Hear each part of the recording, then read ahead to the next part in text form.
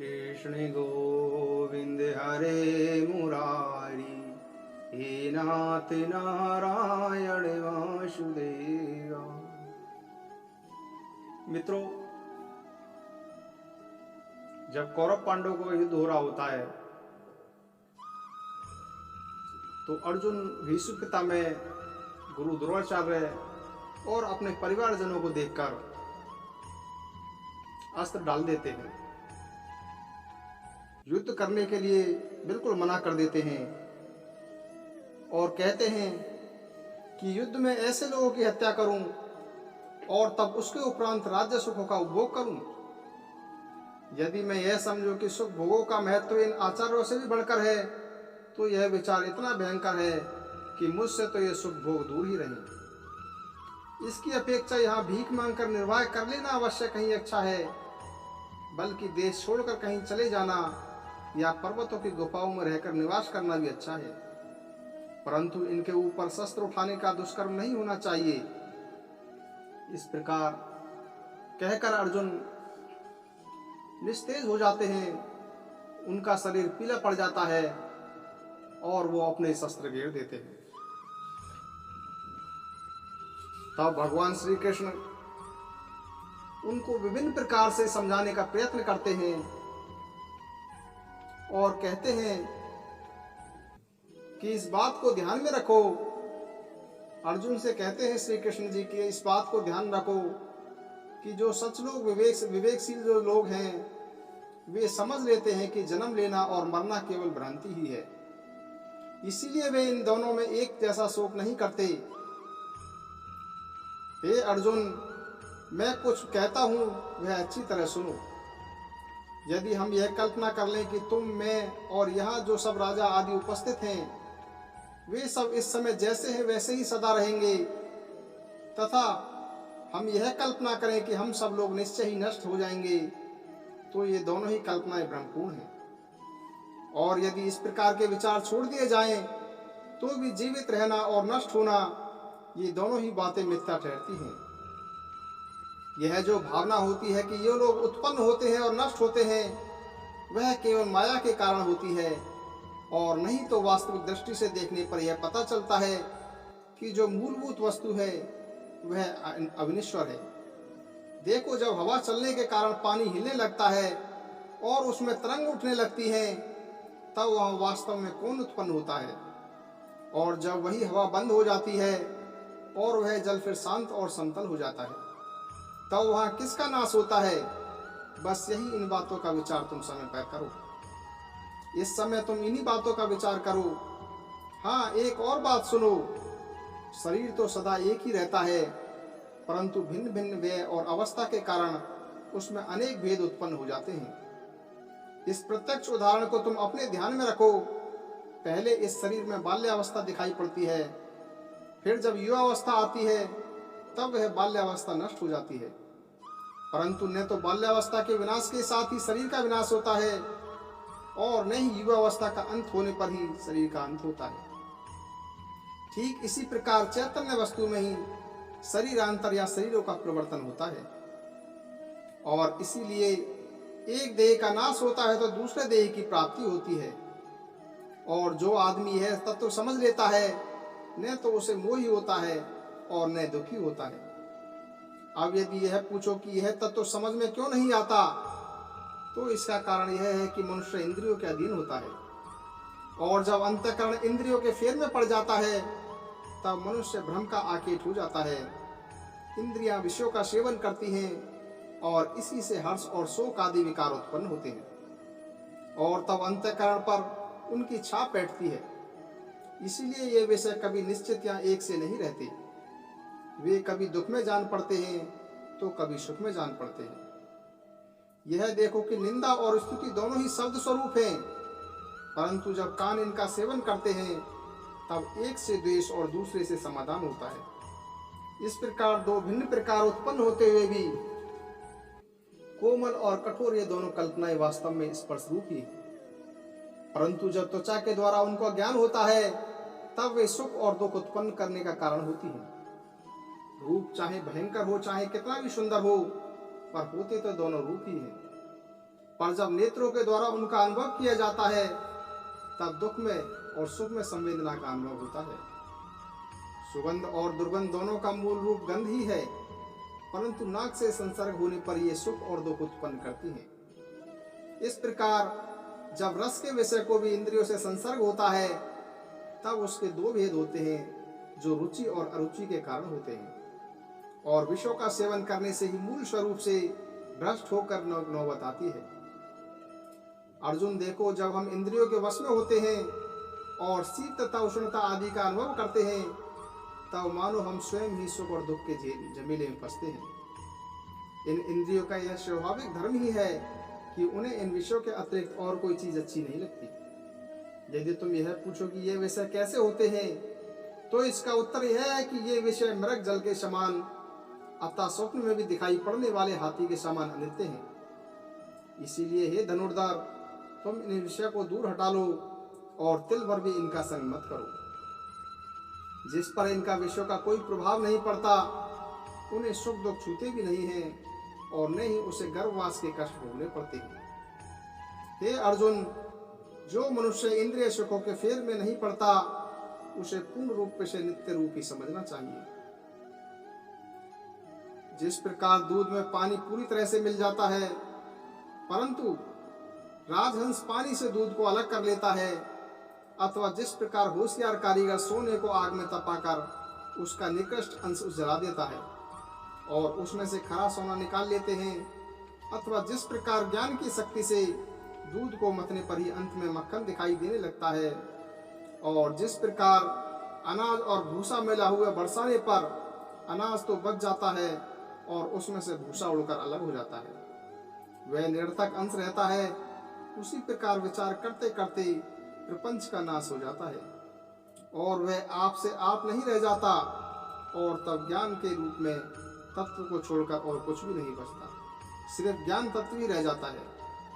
और इसीलिए वह अनित्य वस्तुओं के संबंध में कभी आस्तिक बुद्धि नहीं रखता, क्योंकि वह इस प्रकार का दोहरा निर्णय कर चुका होता है कि जो कुछ नित्य है वही सत्य है और जो अनित्य है वही असत्य है।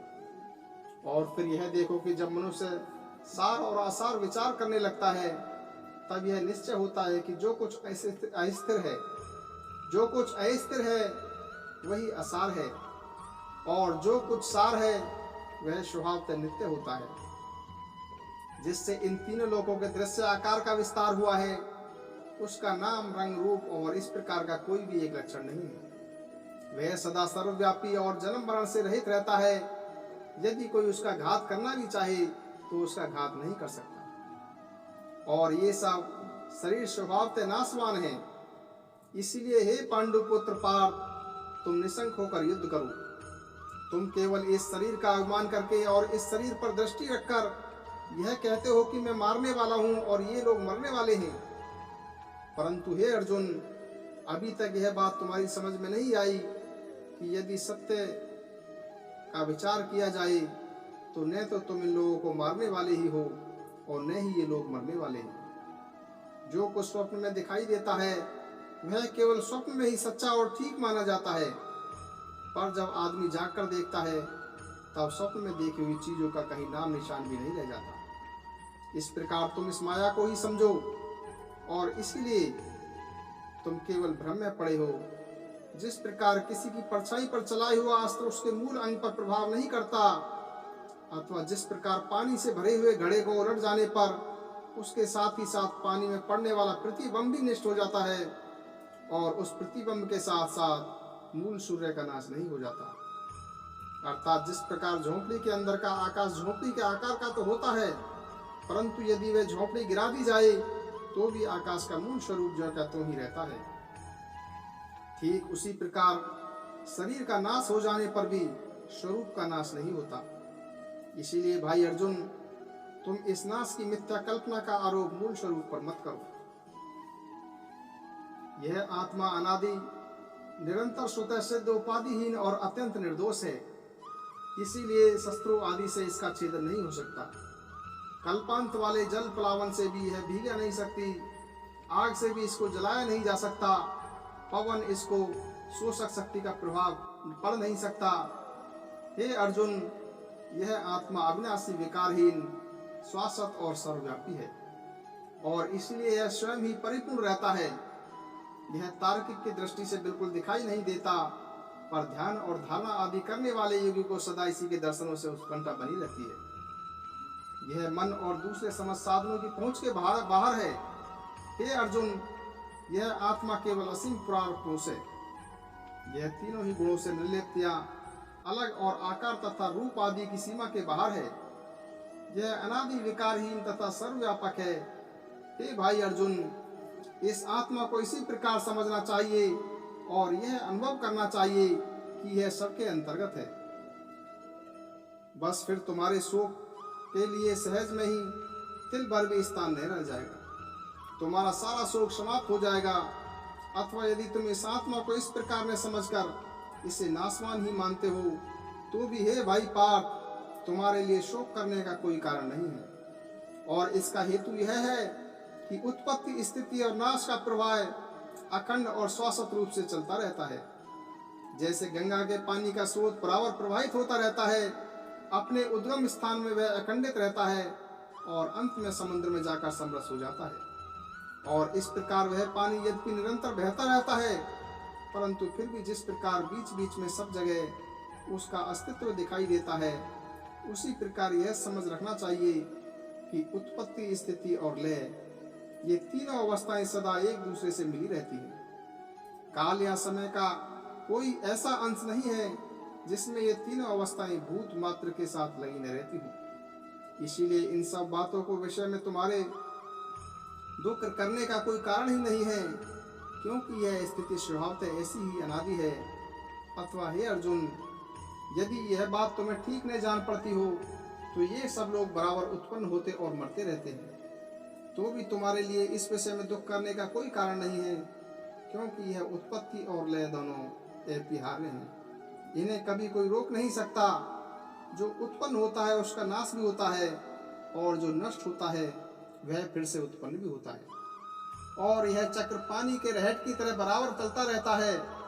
अथवा जिस प्रकार सूर्य का उदय और अस्त बराबर आपसे आप होता रहता है, जिस प्रकार सूर्य का उदय और अस्त अपने आप ही आपस में होता रहता है और उसमें कभी बाधा या अंतर नहीं पड़ता, उसी प्रकार यह जन्म और मरण भी अनिवार्य है। जब महाप्रलय का समय आता है तब यह त्रिलोक ही नष्ट हो जाता है, पर फिर भी उससे यह आदि और अंत टल नहीं सकता। यदि यह बात तुम्हारे मन में ठीक रचती हो तो फिर तुम यह दुख क्यों करते हो? हे भाई धनुधर पार्थ, तुम जानबूझकर अज्ञान में क्यों पड़ते हो? इसके सिवा हे अर्जुन, यदि तुम इस बात पर भी और भी अनेक रूपों पर विचार करोगे तो तुम्हारी समझ में यह बात आ जाएगी कि इसमें दुख करने की कोई बात ही नहीं है। जो ये सब भूत जन्म से पहले अमूर्त थे और जन्म के उपरांत जिन्होंने आकार धारण किया, वह भूत जब लय को प्राप्त हों तब इस बात की कोई शंका नहीं करनी चाहिए कि वे कोई दूसरी या भिन्न वस्तु हो जाएंगे। होता केवल यही है कि ये सब भूत फिर अपनी पूर्ण वाली स्थिति में पहुंच जाते हैं, परंतु जन्म और लय के मध्य में जो कुछ दिखाई देता है वह सोए हुए आदमी के स्वप्न की भांति माया के प्रभाव से सत्य स्वरूप आत्म तत्व में भाषित होने वाला आकार ही है। अथवा जिस प्रकार हवा के चलने से जल तरंगों के रूप में दिखाई देता है, अथवा दूसरे लोगों की इच्छा से जिस प्रकार सोना अलंकारों का रूप धारण करता है, उसी प्रकार शरीरधारी भूत मात्र ने माया के बल से आकार प्राप्त किया है। और यही बात तुम अच्छी तरह समझ लो। आकाश में छाए हुए बादल जिस प्रकार वास्तव में कुछ भी नहीं होते, उसी प्रकार जब वे जन्म और लय के झगड़े वास्तव में हो ही नहीं सकते, तब फिर उनके लिए तुम्हारा यह रोना कल्पना क्यों हो रहा है? तुम यह बात निश्चित रूप से समझ लो कि यह एक रूप चैतन्य कभी नष्ट नहीं होता और सदा अविकृत रहता है। जब इस चैतन्य तत्व की बात मन में जम जाती है तब विषय वासना इस संत को छोड़कर दूर चली जाती है। इसी चैतन्य के लिए विरक्त लोग वनवास तक स्वीकृत करते हैं और इसी पर दृष्टि जमाकर बड़े बड़े मुनि ब्रह्मचर्य आदि व्रत और तप करते हैं। कितने ही लोग इस केवल तत्व को स्तब्ध अंतकरण से देखते देखते संसार का सारा विस्तार ही भूल गए, और फिर कितने ही लोग अपनी वाचा से इस चैतन्य तत्व के गुणों का वर्णन करते करते विरक्त हो गए और उन्होंने पूर्ण तथा शाश्वत तल्लीनता प्राप्त कर ली। बहुत से लोगों का समाधान इस चैतन्य के विषय में श्रवण करने से ही हो गया और इनकी देह बुद्धि का नाश हो गया। और कुछ लोग स्वयं अपने अनुभव से इस तत्व को जानकर इसके साथ समरस हो गए। जिस प्रकार समस्त नदियों का प्रवाह जाकर समुद्र में मिलता है और यदि वह समुद्र में मिलकर समा नहीं जाता परंतु फिर भी वह प्रवाह कभी लौटकर पीछे नहीं आता, उसी प्रकार श्रेष्ठ योगियों की बुद्धि चैतन्य में मिलते ही उसके साथ समरस हो जाती है। परंतु यदि उसका चैतन्य साक्षात्कार होने पर भी वे उसमें समरस नहीं होते तो भी वे इस चैतन्य तत्व से कभी परामुख नहीं होते। तुम यह बात समझ लो कि जो सभी स्थानों पर और सभी शरीरों में रहता है और मन में जिसके घात का विचार करने पर भी जिसका घात नहीं हो सकता, वह एक एक रूप चैतन्य ही इस विश्व की आत्मा है। इसी के स्वाभाविक धर्म से भूत मार्ग उत्पन्न होते हैं और फिर लय को प्राप्त होते हैं। तो फिर ऐसी अवस्था में तुम किस बात के लिए शोक करते हो हे अर्जुन? ये सब बातें तो बिना कहे ही तुम्हें ठीक जचनी चाहिए।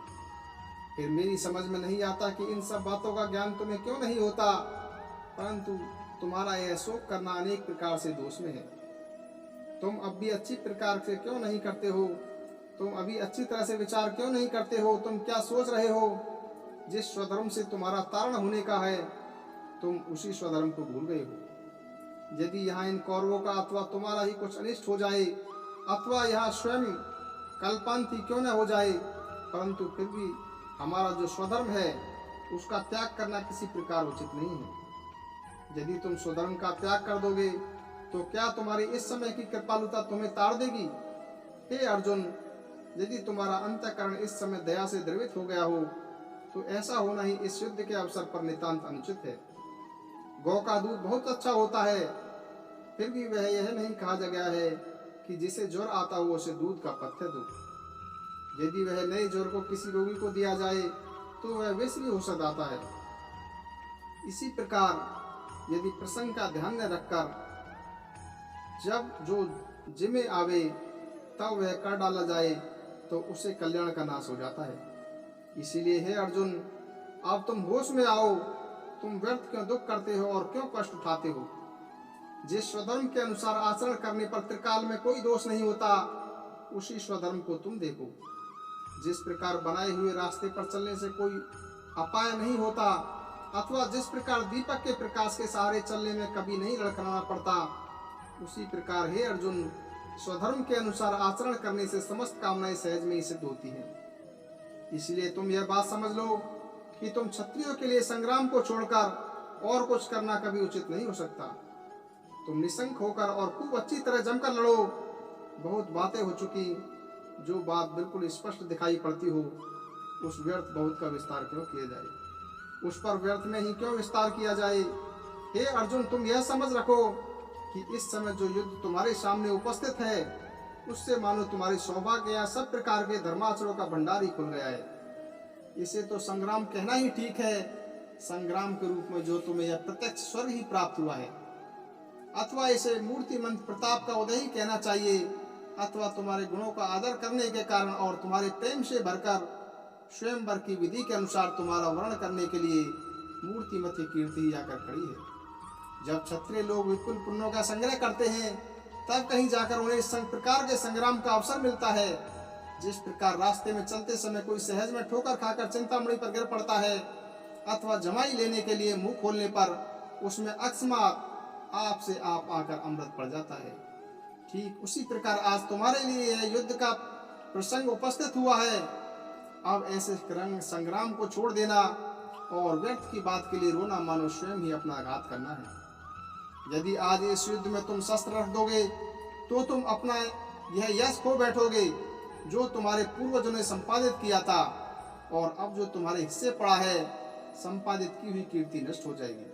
संसार तुम्हें दुर्वचन कहेगा और शाप देगा और महापातक तुम्हें ग्रस्त करेंगे। जैसे बिना पति की स्त्री सब प्रकार से अपमानित होती है, उसी प्रकार स्वधर्म का आचरण न करने पर जीवित अवस्था में भी तुम्हारी भी दशा होगी। जिस प्रकार जंगल में फेंके हुए सबको चारों ओर से गीदड़ आकर नोचते और खाने लगते हैं, उसी प्रकार स्वधर्म का पालन न करने वाले मनुष्य को चारों ओर से महापातक आकर घेर लेते हैं और उसे नोच डालते हैं। इसीलिए मैं कहता हूं कि तुम स्वधर्म को छोड़ दोगे तो पापों में फंस जाओगे और तुम्हारी अपकीर्ति कल्पांत तक भी नष्ट नहीं हो सकेगी। जानकारों और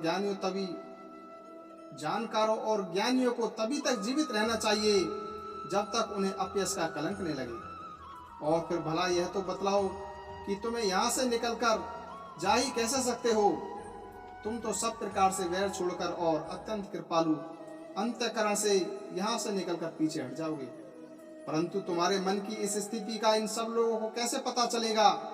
ये लोग चारों ओर से तुम्हें घेर लेंगे, तुम पर बाणों की वर्षा करने लगेंगे और उस दशा में तुम्हारी यह कृपालुता किसी तरह तुम्हें बचा नहीं सकेगी।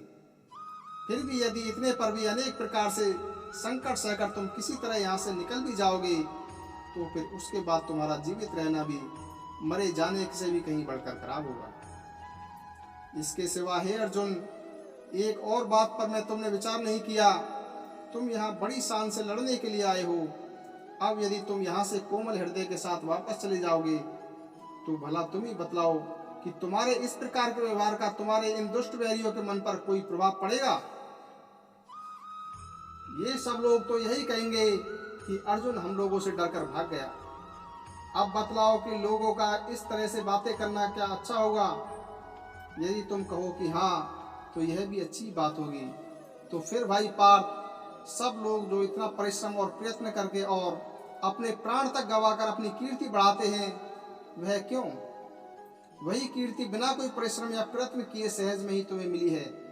जिस प्रकार यह आकाश अपने विस्तार के कारण रूपम है, उसी प्रकार तुम्हारी कीर्ति भी असीम और उपमरहित है। तीनों लोकों में तुम्हारे गुण श्रेष्ठ हैं। दूर दूर के राजा भी तुम्हारी कीर्ति का वर्णन भाटों की तरह करते हैं और वह वर्णन सुनकर यम आदि भी डर जाते हैं। गंगा के प्रवाह की तरह तुम्हारी महिमा निर्मल और पूर्ण है और उस महिमा ने संसार के बड़े बड़े वीरों को छात्र धर्म की शिक्षा देकर जानकर बचाया है। तुम्हारा अद्भुत पराक्रम सुनकर शत्रु पक्ष के ये सब योद्धा लोग अपने जीवन से निराश हो गए हैं। जिस प्रकार सिंह की गरज सुनकर हाथी यह समझते हैं कि यह प्रलय काल का गर्जन है, ठीक उसी तरह इन सब कौरवों पर तुम्हारी धाक जमी हुई है। जिस प्रकार पर्वत वज्र को अपना सर्प, गरुड़ को अपना काल समझते हैं, उसी प्रकार ये कौरव भी तुम्हें अपना काल ही समझते हैं।